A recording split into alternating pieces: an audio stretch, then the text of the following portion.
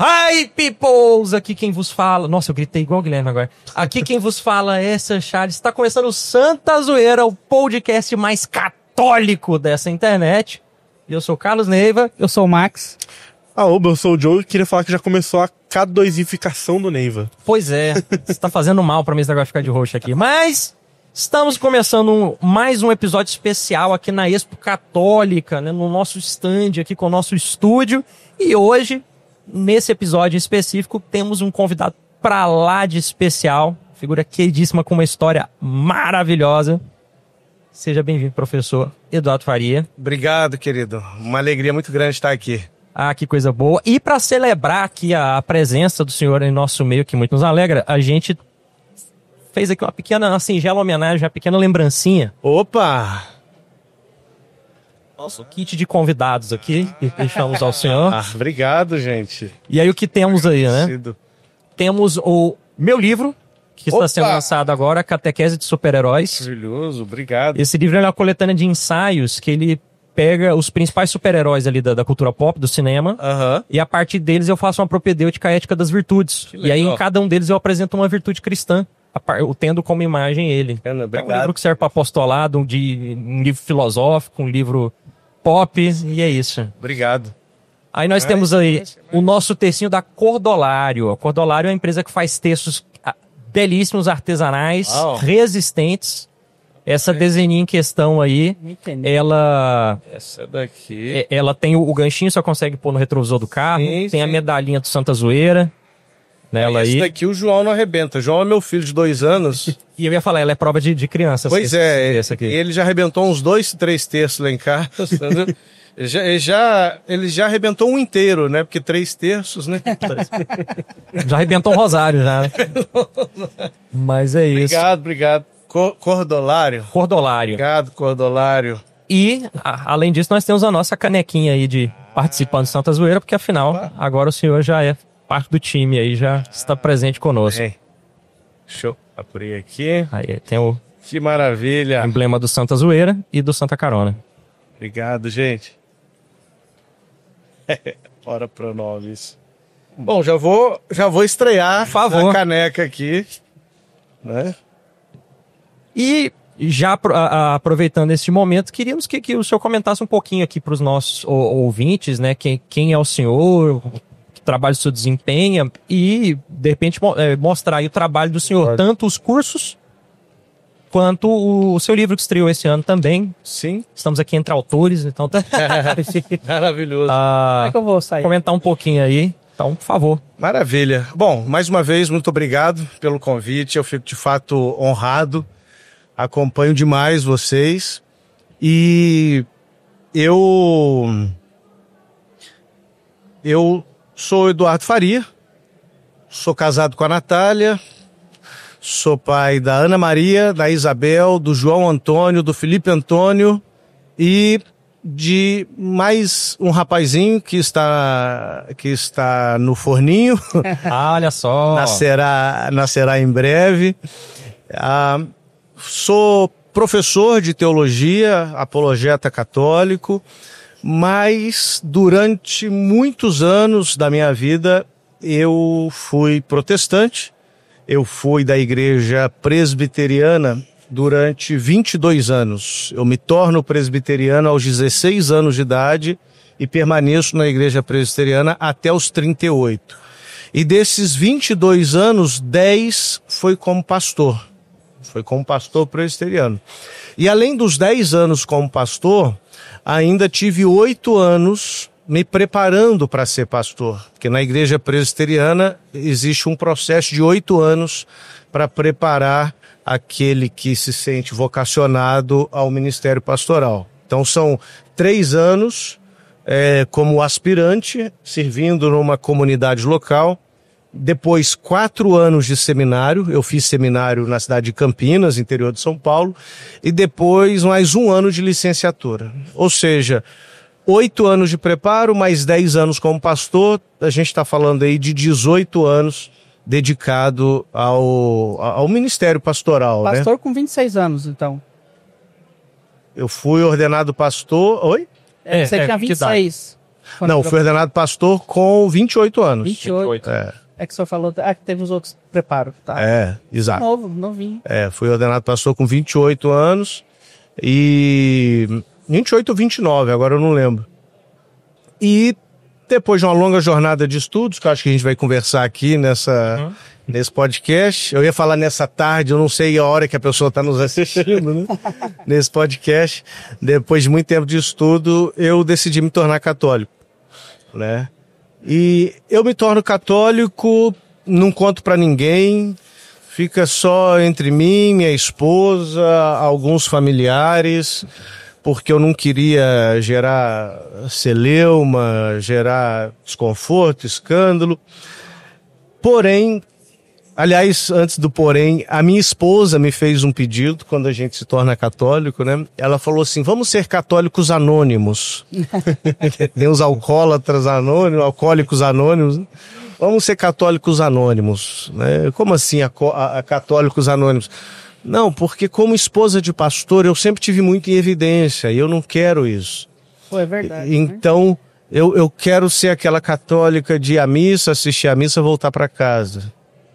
Né? Não quero. Eu falei, não, pois não, vamos ser católicos anônimos. Porém, Deus tinha outros planos. Porque eu me converto no final de 2019, 2020 inteiro é a pandemia, 2021, no domingo de Ramos de 2021, é a minha profissão de fé. Na Catedral Metropolitana de Juiz de Fora, perante o arcebispo da cidade, Dom Gil. E aquela minha profissão de fé se mostra assim viral. Alguém recortou, porque a missa era transmitida pelo YouTube, alguém recortou minha profissão de fé e colocou no YouTube, vários canais replicaram, em uma semana teve mais de 1 milhão de views. Nossa! E com isso eu comecei a receber muitos pedidos de ajuda. Muita gente começou a entrar em contato comigo. Eu costumo dizer que 3 tipos de pessoas começaram a entrar em contato comigo. Protestantes de boa vontade, que estavam estudando o catolicismo, mas tinham dúvidas, e falavam, olha, eu estou estudando o catolicismo, mas eu não estou conseguindo compreender o purgatório, não estou conseguindo compreender os dogmas marianos, você pode me ajudar? E eu comecei a ajudar essas pessoas. Católicos que estavam quase se tornando protestantes e ficaram sabendo da minha história, falaram, não, peraí, eu tô querendo entrar, por que o pastor saiu, né? Uhum. Então eles começaram a me perguntar por que você se tornou católico. E protestantes para me ofender. Padrão. Então, então os haters, né, a gente deixa de lado. Mas esses católicos e protestantes de boa vontade que começaram a entrar em contato comigo pedindo ajuda, eu comecei a atendê-los. Passava o meu WhatsApp, hoje eu não tenho condições de passar o WhatsApp, mas... Deve ter sido uma loucura no início, né? Foi uma loucura. E aí eram umas dezenas de pessoas que passou para centenas, para milhares, e eu percebi que ali existia uma necessidade de catequese, uma necessidade de orientação. E assim nasceu o apostolado Catolicismo Blindado. Foi de uma forma muito orgânica. Ele começou a crescer de uma forma muito orgânica, né? Sozinho. E aí a partir daí veio... né, os cursos, né, vieram os cursos. Eu tenho o curso Catolicismo Blindado, que ajuda os católicos a defenderem a sua fé diante das objeções protestantes. É isso que eu ia perguntar, ele é um curso todo voltado para apologética, para defesa da fé. Todo voltado para apologética, né? Então aqueles questionamentos clássicos, né? Se só Deus pode perdoar pecados, por que me confessar com o padre? Se a Bíblia diz não farás imagens, por que vocês têm imagens? Enfim. Eles batem sempre na mesma tecla. Sempre na mesma tecla, são teclas específicas. Se Jesus morreu na cruz por nós e nos perdoou de todo pecado, por que o purgatório? Então, é um curso com 18 módulos, 85 aulas, mas são aulas curtas, né? A pessoa assiste uma por dia, 15 a 20 minutos cada aula, e a pessoa aprende a defender a sua fé, com base na Bíblia, com base nas escrituras sagradas e com base na teologia patrística. Falando assim de uma forma mais técnica, né? A apologética clássica, ela defende a fé católica com 3 vias, né? Na apologética clássica são 3 vias de defesa da fé, que é a via histórica, a via das notas e a via empírica. A via histórica é quando você mostra historicamente que a Igreja Católica de hoje é a mesma igreja de todos os séculos, a mesma igreja dos apóstolos. A igreja de sempre. A igreja de sempre, né? Que reza a missa de sempre, tá? Fique bem claro. Não quero que ninguém tenha nenhuma dúvida acerca... Bom, eu não saí de uma seita para cair em outra, né? Eu acho que isso basta. Foi a melhor frase de hoje. Eu acho que isso basta, né? Enfim. A linha histórica. A via histórica, a via das notas. O que é a via das notas? A igreja, por definição, é una, santa, católica e apostólica. Então, a via das notas mostra que só a Igreja Católica tem essas 4 notas. E a via empírica é aquela via que mostra que a igreja é um milagre vivo. Você olhar para a igreja em si, como que ela sobreviveu 2000 anos, os milagres, os santos, o que ela fez ao longo da história. São essas 3 vias na apologética católica clássica. Via histórica, via empírica e via das notas. Legal. No meu curso, eu foco na via histórica. Na via histórica. Então, eu pego, por exemplo, um tema, intercessão dos santos. Aí eu apresento as objeções protestantes, eu apresento o embasamento bíblico e eu apresento o testemunho dos padres apostólicos acerca disso. Então eu mostro para o aluno que isso é bíblico e que os primeiros padres da igreja já pediam a intercessão dos santos. Então eu mostro a via histórica. Isso com todos os temas. Tá? Legal. Um formato muito bom. Essa é a metodologia do meu curso, Catolicismo Blindado. Eu tenho também um curso sobre interpretação bíblica, chama Panorama Bíblico. E eu vi aqui que a Unítalo é patrocinadora do podcast e eu sou coordenador da pós-graduação em Teologia Sistemática da Unítalo. Legal. Bacana demais. Então a gente tem uma formação de Teologia Sistemática.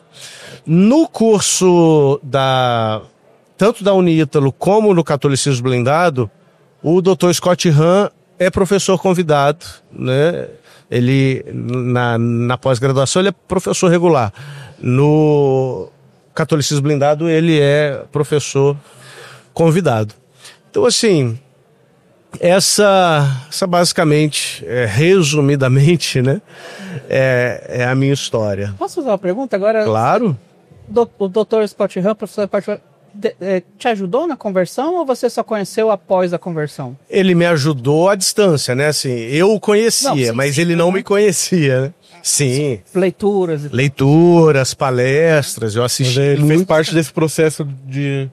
Fez parte. Entendi. Olha só. Legal. Sem dúvida. Porque, na verdade, quando eu conheci o senhor, o que foi dito pra mim foi, não, ele é o Scott Hahn brasileiro. Eu acho que é um título muito legal de se carregar, né? Já me chamaram de Scott Hahn da Shopee, né? eu, assim, gente, não é falsa modéstia, não é... ele tá querendo dar uma de humilde, não é, mas assim, é verdade. Eu tenho que comer muito arroz e feijão para chegar perto do Scott Hahn. A produção acadêmica dele, a produção teológica, tô falando assim, produção mesmo, produção de artigos, de livros e tal. A gente tem uma história semelhante, óbvio. Ele era pastor presbiteriano, eu era pastor presbiteriano. Ele se converteu por meio do estudo da patrística, eu também. Então a gente tem uma história semelhante. Ambos amamos a Santa Igreja, ambos gostamos de defender a Santa Igreja, de ensinar as pessoas acerca da riqueza da Santa Igreja Católica. Então, assim, eu me sinto honrado, né, de ser comparado com ele, óbvio. Mas em termos... eu só quero deixar claro isso. Em termos acadêmicos, eu estou há anos-luz atrás dele, né? Mas também ele é mais velho. Quem sabe um dia eu chego. Um dia chega lá. Chega lá. Aliás... Isso. Já aproveita. Ah, agora... Aliás... eu estou lançando meu livro, Surpreendido pela Verdade, o livro onde eu conto a minha jornada de conversão, e eu tive a graça de ter esse livro prefaciado pelo Scott Hahn. Scott Hahn escreveu o prefácio, e o Dom Gil Antônio, que é o arcebispo da minha cidade, arcebispo de Juiz de Fora, escreveu a apresentação do livro, Surpreendido pela Verdade. Aliás, tem um capítulo aqui nesse livro que foi escrito pela minha esposa. Ela conta a conversão a partir da perspectiva dela. Pô, que sacada legal. Né?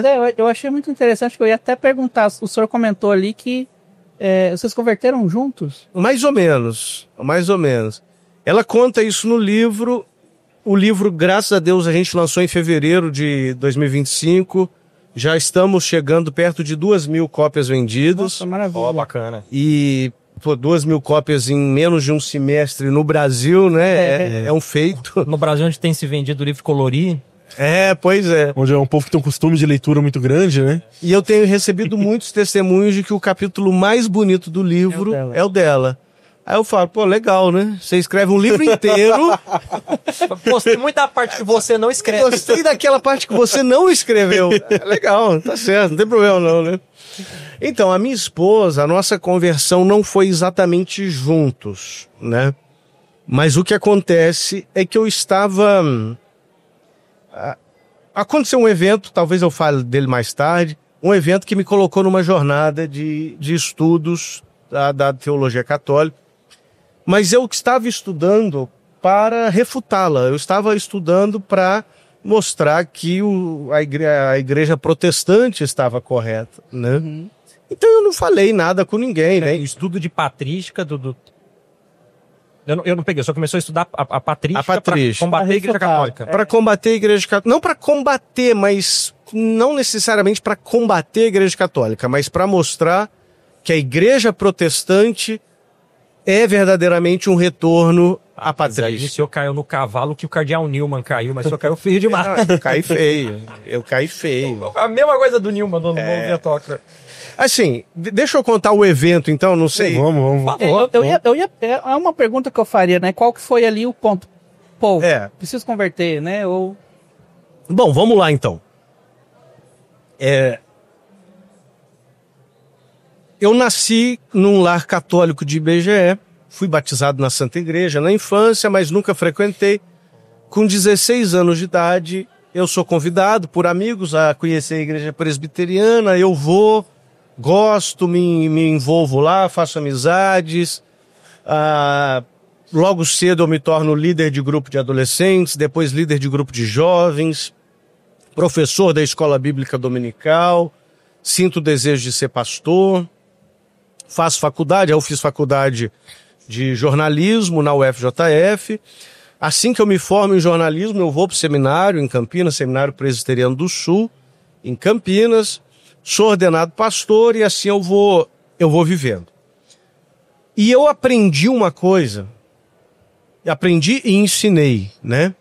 Uma coisa que é o seguinte: a Igreja Católica é uma degeneração do cristianismo verdadeiro. O cristianismo pretendido por Cristo se degenera com a Igreja Católica. E quando que começa essa degeneração? No século IV, com a conversão de Constantino. Roma. Exatamente. Então, beleza, eu aprendi isso. Parti ali do ano 300 e alguma coisa, a igreja começa a se degenerar. Eu me lembro que recém-convertido, e essa história está no livro, recém-convertido, eu estranhei o fato da igreja presbiteriana batizar crianças. A igreja presbiteriana batiza bebês. E a igreja batista, a igreja pentecostal não batiza, né? E eu me lembro de ter ido consultar o pastor da igreja e ele falou assim, não, a igreja presbiteriana batiza crianças porque esta é uma prática antiquíssima da igreja. A gente vê teólogos do século II, do século III, que já batizavam crianças, já defendiam a prática do batismo infantil, ou seja, antes da degeneração de Constantino, né? Uhum.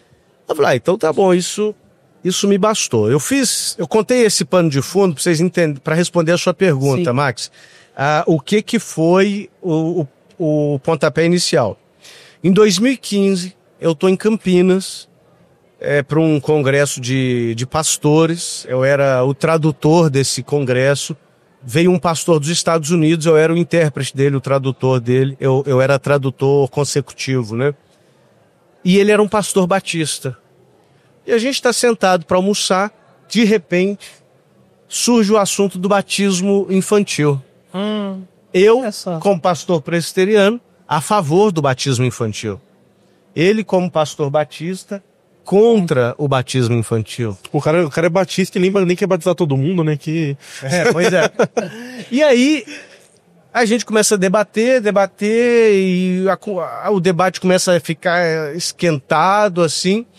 Eu citando uma série de versículos bíblicos, ele para defender o meu ponto, e ele citando uma série de versículos bíblicos para defender o ponto dele. Até que eu lancei um argumento que eu sabia que faria com que eu vencesse a discussão. Eu disse para ele, há registros de batismo infantil já no segundo século. Por que esse argumento é importante? Porque é antes Da corrupção. da corrupção da corrupção de Constantino, né? E a resposta dele me tirou o chão. Ele falou assim, Eduardo, você está certo. Mas se você for usar o argumento da antiguidade da prática para justificar a prática, você vai ter que aceitar também devoção a Maria, imagens e oração pelos mortos. Pô, o cara jogou contra ali. Eu falei, como é que é? Eu não fazia ideia disso. Abriu um mundo novo pra ele, né? Aí ele repetiu a frase. Se você for usar o argumento da antiguidade da prática para justificar a prática, você vai ter que aceitar também devoção a Maria, oração pelos mortos e imagens. Pois tudo isso já estava presente no século II e nem por isso você aceita essas práticas. Ou aceita, meu amigo presbiteriano. E riu. Botou pressão. E eu gaguejando, falei, não, eu perdi o debate. Eu não fazia ideia. Não tem nem como continuar dali, né? Aí eu fui investigar. Eu falei, não é possível que ele está falando é verdade. Não é possível. História maravilhosa. E aí eu comecei a ler os padres do segundo século. Santo Inácio de Antioquia. Agora é o caminho sem volta. Aí eu vi Santo Inácio de Antioquia falando sobre o episcopado, sobre o papel do bispo, sobre a Eucaristia, que é a carne do nosso Salvador Jesus Cristo. Carne que padeceu pelos nossos pecados e que o Pai, em sua bondade, ressuscitou. São Justino Mártir. Aí eu ia falar, São Justino, que basicamente descreve a Santa Missa. Ele descreve a Santa Que ele Missa. faz, Né? que eles fazem liturgia da palavra, liturgia eucarística. Santo Irineu de Lyon, com a teologia da nova Eva, dizendo que Maria é a nova Eva. Assim como Eva desobedeceu debaixo do madeiro, Maria obedeceu e triunfou debaixo do madeiro, né? O madeiro da cruz. E por isso ela é advogada de Eva. Cara, quando eu vi que no segundo século, Santo Irineu de Lyon, que era discípulo de Policarpo, que foi discípulo de São João, chamando Maria de advogada de Eva, sabendo que Eva é um símbolo para a humanidade, né, a mãe da humanidade. Meu Deus, eu que achava esse negócio de chamar Maria de advogada. E após advogada não. Eu falava, gente, não, que idolatria, Maluquice dos né? católicos, né? Eu falei, rapaz. E aí, bom, fazendo uma história longa, curta, eu me vi diante de uma bifurcação. Ao perceber... Antes de você falar da sua escolha, o que foi assim o ponto-chave, assim, o que você aprendeu sobre a igreja que você falou, daqui pra frente não tem jeito? A Eucaristia. Foi a Eucaristia? Foi a Eucaristia, porque quando eu descobri que ali na Eucaristia está o Cristo todo, corpo, sangue, alma e divindade, e ele se oferece como meu alimento, ele quer me nutrir. Quando eu descobri que Jesus diz que quem não comer a minha carne e não beber do meu sangue não terá a vida eterna, E é algo assim, gente, ao mesmo tempo que é tão simples, é tão complicado. No seguinte sentido, é tão simples porque você gratuitamente recebe a salvação em qualquer missa do mundo. A missa numa capelinha da beira da estrada ou a missa na Basílica de São Pedro em Roma, tá lá Cristo nos esperando. Exatamente. Então é simples. Você se rende, como disse São Tomé, Senhor meu e Deus meu, e comunga e participa de Cristo e participa da vitória de Cristo e pode ter uma firme esperança de salvação. Mas ao mesmo tempo é tão complicado, porque você precisa se humilhar, você precisa se despir dos seus preconceitos, se despir da sua arrogância teológica, né? Mas quando eu descobri o que era a Eucaristia, eu falei, não tem mais volta. Vale a pena qualquer coisa pela Eucaristia, né? Onde que eu estava? Você tinha falado que você ficou na bifurcação. Bifurcação. A bifurcação foi a seguinte. Eu olhei para a igreja do século II e III. Lembra que no século IV a igreja tinha se corrompido, entre aspas, né?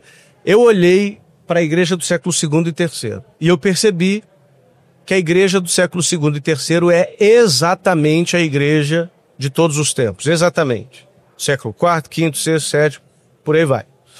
Aliás, uma outra coisa que eu percebi, uma série de coisas que eu rejeitava enquanto protestante, estavam antes de Constantino. Intercessão dos santos, oração pelas almas dos fiéis falecidos, devoção à Nossa Senhora, né?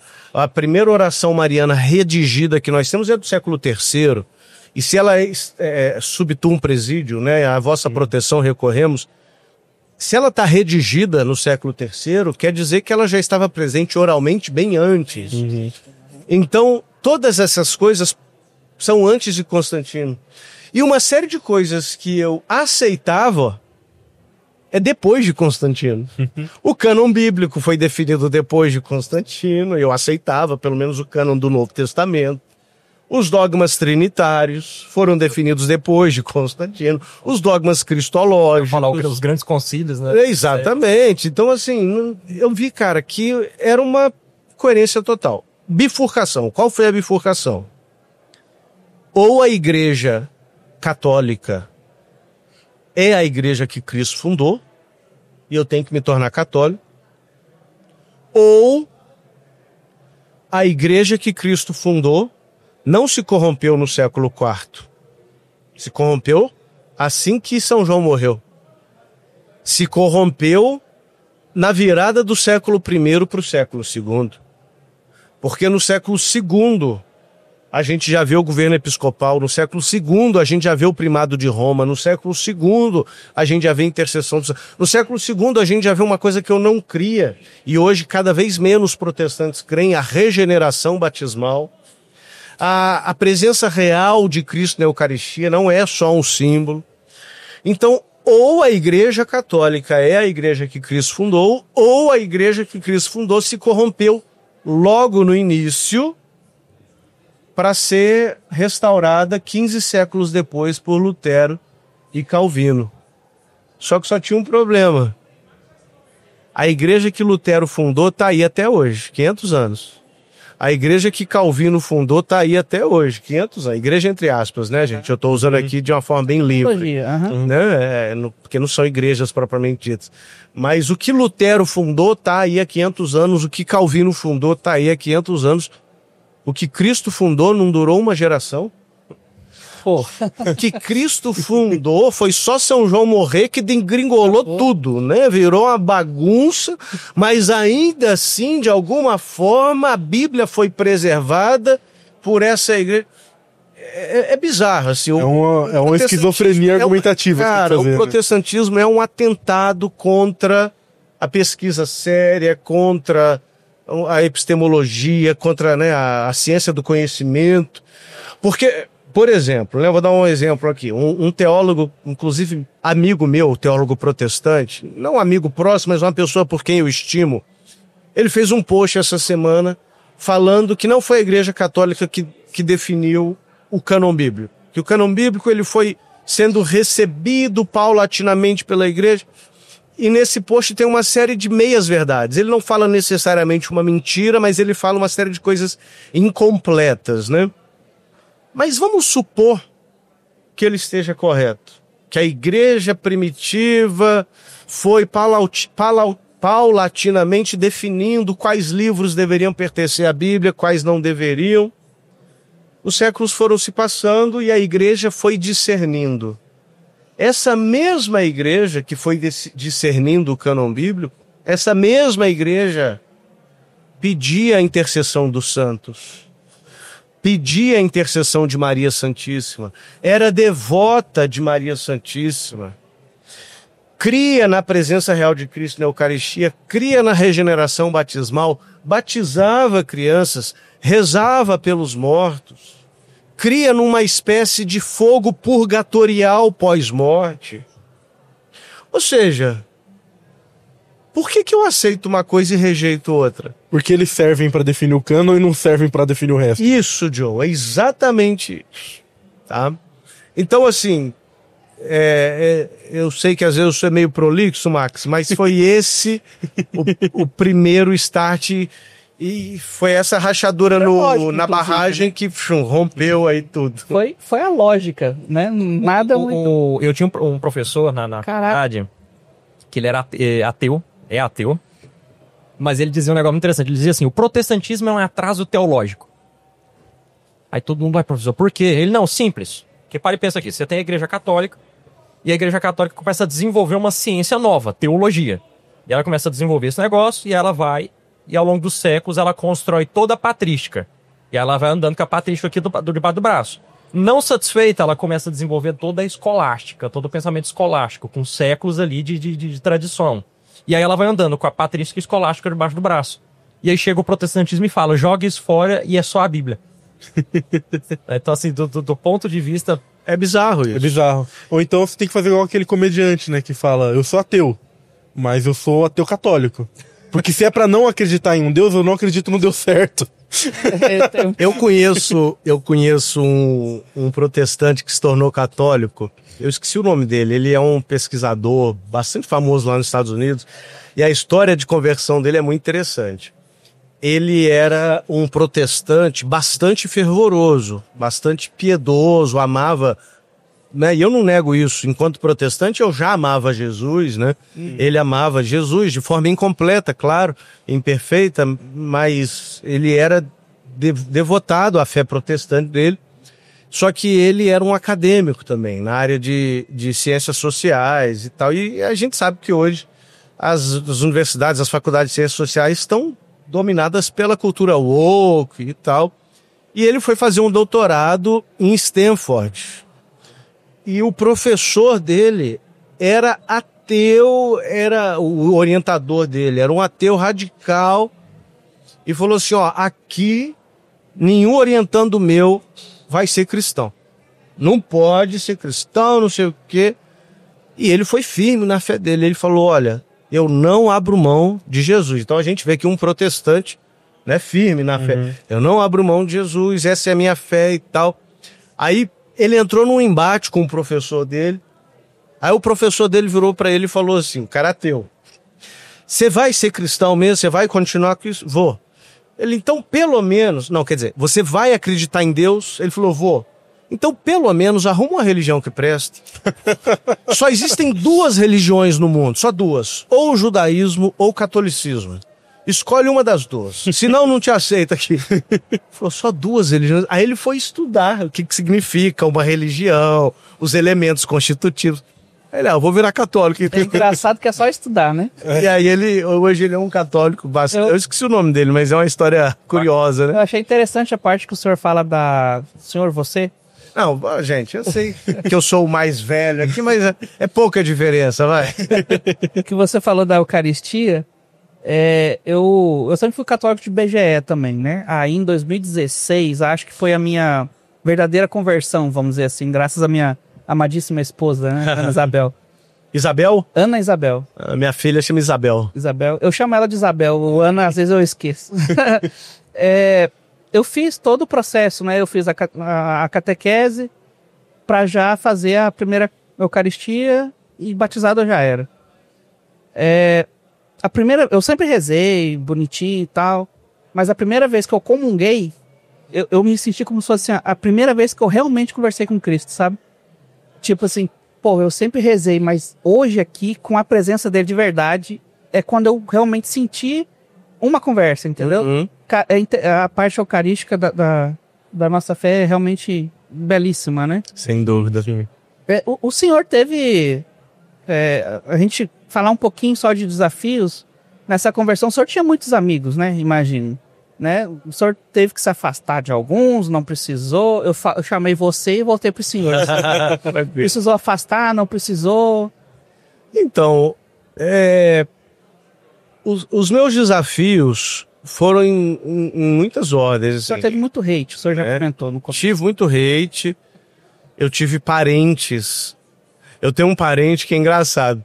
Ele me mandou uma mensagem assim: você está indo pro inferno se você permanecer católico. Aí eu falei, cara, vamos conversar, deixa eu te explicar as minhas razões. Ele falou, não, já cumpri o meu papel de te evangelizar. Pô, legal. Que evangelização boa, né? Entrego-te a Satanás. Exato. Enfim, né? Eu vejo, assim, os protestantes com muita misericórdia, porque você não pode culpar um cego por não enxergar. Sim. Você não pode culpar um cadeirante por não andar. O protestante, ele tá cego, infelizmente, entendeu? E muitos protestantes não estão lá por culpa própria. Às vezes nasceu num lar protestante, às vezes teve uma má catequese na igreja católica e teve uma catequese razoável na igreja protestante. A fé foi explicada para eles, pelo menos, né? A fé é equivocada, mas foi explicada. Então, mas aí eu tive muito hate, mas os meus desafios foram de ordem financeira, porque eu era pastor de tempo integral. Eu era pastor de tempo integral. A igreja pagava o meu salário, o meu aluguel, o meu plano de saúde, o meu fundo de aposentadoria pastoral, chamava FAP, Fundo de Aposentadoria Pastoral, e o meu INSS. Você não teve acesso a esse fundo depois? Tive. Okay. Tive acesso a esse fundo. Então, a igreja me sustentava. Uhum. Quando eu pedi demissão, na verdade, o termo técnico é despojamento, né? Quando eu pedi despojamento ministerial, eu fiquei sem nada e não estou me lamuriando, não. A igreja presbiteriana não fez nada de errado. Eu que pedi para sair. Uhum. Mas é algo que requeria uma coragem tremenda do senhor. Eu não sei, cara, se é assim. Sim, eu acho que sim. Mas eu precisava da Eucaristia. Sim, entende? Eu abdiquei de tudo isso porque eu queria comungar, eu queria ser católico, entende? Então eu perdi tudo, eu perdi salário, casa, eu fui morar na casa do meu pai, nunca passei fome, nada disso. Mas fui morar na casa do meu pai, né? Ninguém com 38 anos de idade quer voltar a morar na casa dos pais, né? Minha esposa, eu morava no Rio, voltei para Juiz de Fora, minha esposa ficou no Rio fazendo residência, ainda ela estava terminando. Foi um período muito difícil. Além disso, eu perdi amigos, porque toda a minha vida social girava em torno do Ministério Pastoral. Uhum. Perdi amigos, conservo alguns ainda hoje. Eu participo de um grupo de WhatsApp que tem eu e um monte de pastor. Aí eles me xingam todo dia, eu xingo eles também, mas a amizade permanece, entendeu? É amizade de verdade mesmo, Sim. Acaba que permanece. Com certeza. Sim. Mas mudou bastante, assim, a minha... Foram muitos desafios. Hoje, olhando para trás, eu falo assim, gente, como que eu tive coragem? Como que eu passei por isso tudo? Na barra. Mas eu digo assim que parece que não foi tão desafiador assim, porque comungar fez tudo valer a pena. Deus está conosco, ali, então... Exatamente. Ele vai fazendo o caminho, querendo ou não, ali ele está sempre com a gente, né? Exatamente. Pô, maravilha. Que maneiro. Já encaminhando aqui pro final, queria que o senhor comentasse um pouquinho. Pessoal que quer aprender mais da sua vida, dessa conversão, quer aprender mais com o senhor sobre apologética, onde encontra o projeto Catolicismo Blindado e o livro do senhor tá feito por qual editora, onde se adquire, como fazer para conseguir. Deixa eu aproveitar que ele tá aqui, né? É o momento dos avisos paroquiais. Vamos lá. O senhor acha que, a catequese hoje católica das igrejas estão muito fracas, por isso que a gente, né, pessoas, não sei se é uma pergunta muito polêmica também, começam a caminhar ali para ateísmo ou com protestantismo, porque você comentou, tem catequeses que são fracas e a presbiteriana, que eu sei que também tem a escolinha dominical, meu tio é pastor presbiteriano. Ah, é? Inclusive uma vez a gente conversou muito, ele começou a estudar os padres da obra sobre alguns temas sobre apologética, inclusive. Olha só. Eu até brinco com ele às vezes, que eu também conheço a obra. Mas enfim, falta formação. Sim. Então, deixa eu fazer um disclaimer. Posso fazer um disclaimer antes? Por favor. Qual câmera que eu olho? Pode fazer. Olha, se você é catequista, não fique bravo comigo. Se você é catequista há mais de 30 anos, eu não estou falando de você. Sim, a catequese é fraca. Porque se eu só falo assim, a catequese é fraca, a pessoa acha que eu estou falando dela especificamente. Ainda bem que você falou mais de 30, que eu sou só mais de 10. Olha aí. Não foi pra mim. Gente, é inegável que a catequese no nosso país passou, não sei se ainda passa, por um momento muito difícil. Sim. Quantas e quantas pessoas que eu já ajudei a voltar para o catolicismo, e a pessoa fez primeira comunhão, fez crisma, e ela não sabia nada. E eu pergunto, como que foi sua catequese? Dava um desenho de Jesus pra gente ficar colorindo. Entendeu? Ou então falava que a gente tem que amar a Mãe Terra. Na minha época, eu que sou um pouco mais velho, era salvar o mico-leão dourado e o buraco na camada de ozônio. Entende? E não me entendam mal. Cuidar da natureza faz parte do evangelho, mas não é o evangelho. É o evangelho, exatamente. Cuidar da natureza é consequência da conversão. Por quê? Porque Deus é o Criador e Ele nos entrega a criação para que a gente cuide dela. Mas não é o evangelho. Se você só ficar falando disso, né? Então, assim, as catequeses durante muito... São fracas. São fracas. Eu e a minha esposa, a gente até conversa assim de... Claro, a gente precisa levar porque precisa ter a participação para poder fazer. Primeiro Eucaristia, mas é em casa, né? Então, assim... A boa catequese começa em casa. A verdade é essa. Eu ouvi uma frase uma vez que é a seguinte: o diabo ele não pode atacar a beleza da Igreja Católica, então ele a esconde. Porque Frase boa. A doutrina católica é perfeita, gente. Ela é forte em si mesma, ela atrai em si mesma. Né? O Senhor Jesus diz no Evangelho de João, capítulo 3, quando o Filho do Homem for levantado, atrairá todos a si.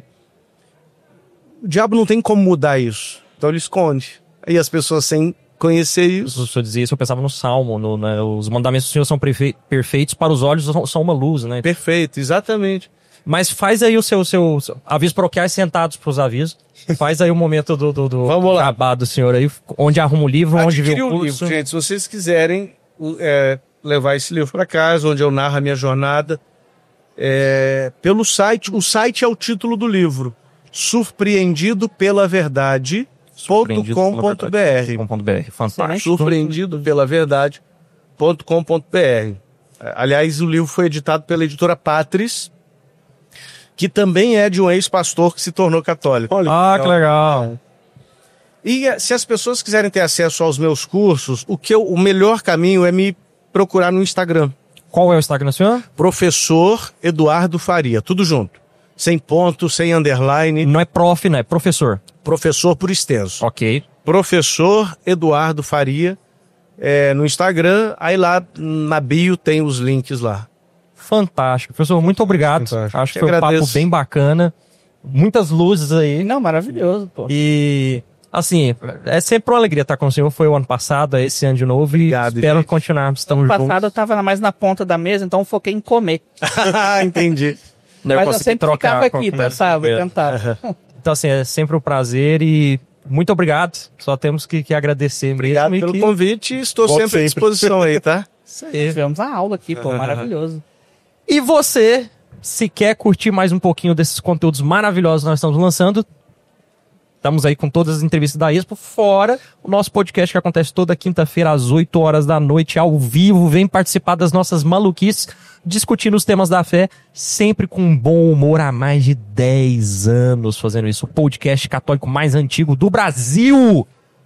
Se você não conhecia o canal, assina aí, dá uma olhada no nosso conteúdo, vê os nossos podcasts antigos, seja no Spotify ou no seu agregador de podcast. Estamos em todas as plataformas. Não se esquece de curtir e compartilhar com os seus amigos. Santa Zoeira vai ficando por aqui. Até a semana que vem. Um beijo no seu coração e tchau!